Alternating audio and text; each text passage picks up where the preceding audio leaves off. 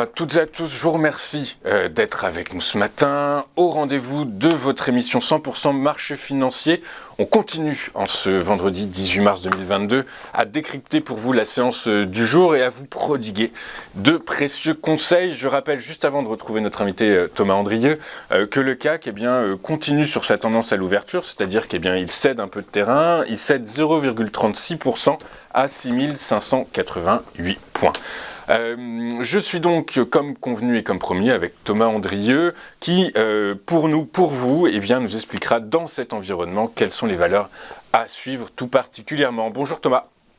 Bonjour. Bonjour, je vous remercie beaucoup d'être en direct et en duplex avec nous aujourd'hui. Je rappelle que vous êtes spécialiste des thématiques économiques.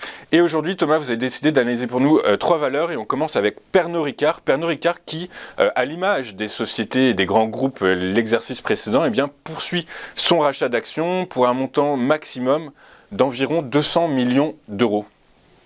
Oui, c'est ça, tout à fait. Alors, le groupe avait annoncé un programme de rachat total d'actions de 750 millions d'euros pour l'exercice 2021-2022 et 300 millions d'euros seront exécutés en février et mars.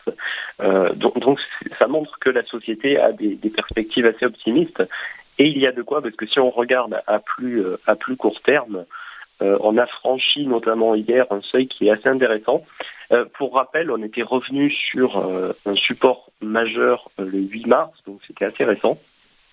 C'était en particulier le seuil du coup des 172 euros à peu près, qui était aussi le plus haut record qu'on avait fait en 2019, donc c'est un record ancien, un support majeur également.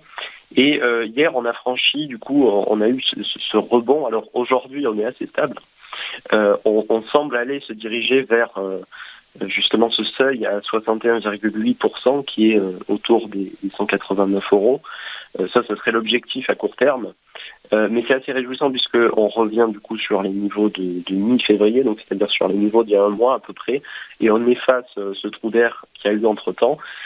Assez réjouissant aussi, c'est que les investisseurs ils vont plutôt pricer les bonnes perspectives d'avenir, c'est-à-dire que le résultat net est attendu à 1,9 milliard d'euros, c'est-à-dire un record historique par rapport à celui de 2018.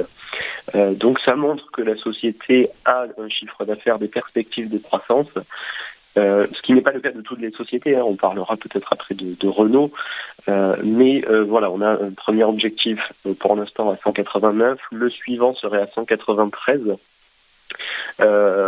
en moyenne, et puis plus intéressant à plus long terme, c'est qu'on a eu justement une baisse finalement des indicateurs, une correction, puisque depuis le début d'année on perd un peu plus de 10%, et que maintenant on semble avoir des signaux de rebond assez intéressants, puisque la hausse de hier était quand même assez importante, plus de 60%.